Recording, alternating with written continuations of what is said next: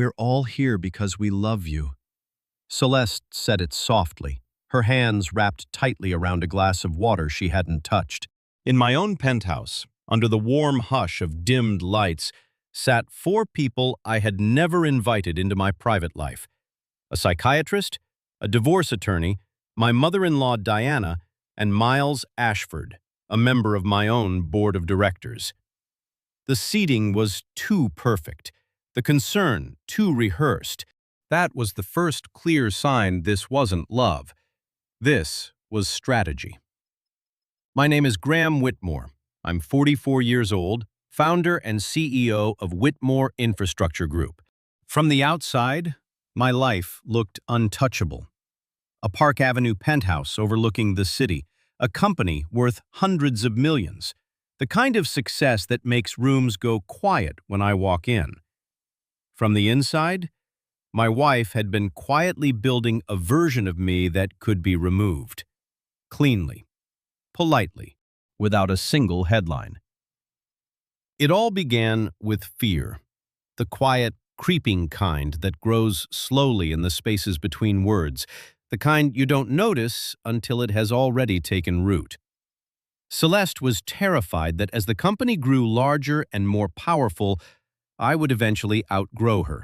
She feared one day waking up and realizing she had become irrelevant, just another elegant wife standing beside success while the world moved on without her. Her mother, Diana, feared the same thing for her daughter, that she would always be known as the CEO's wife, instead of a woman with real power in her own right. And Miles? He saw a clear, once-in-a-lifetime opportunity to rise if I could be gently pushed aside. They didn't hate me. They simply wanted control of a future they believed I no longer deserved to lead.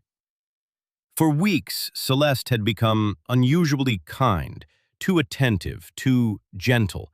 She asked if I was sleeping enough, if I was drinking more than usual to handle the stress, if the pressure of running a company this size was finally becoming too much for one person. At first, it felt like genuine care. Later, I realized it was something colder.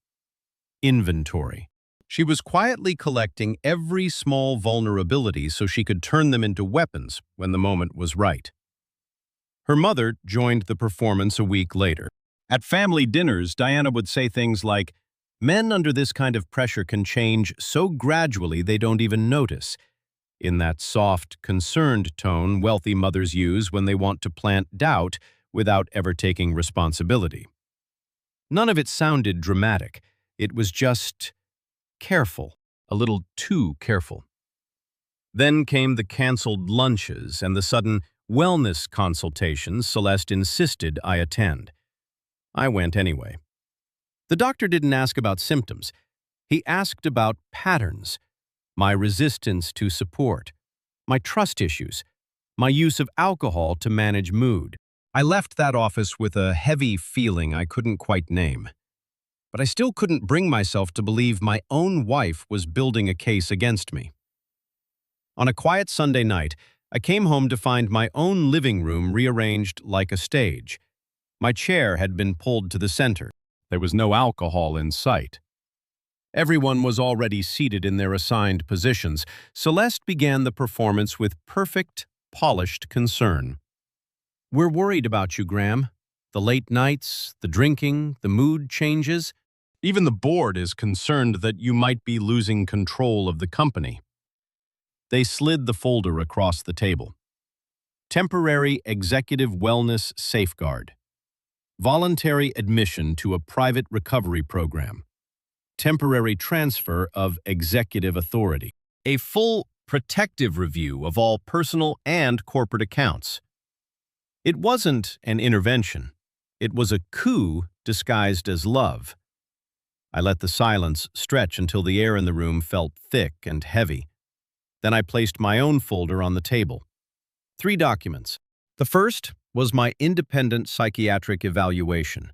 Completely clean, no impairment, no instability.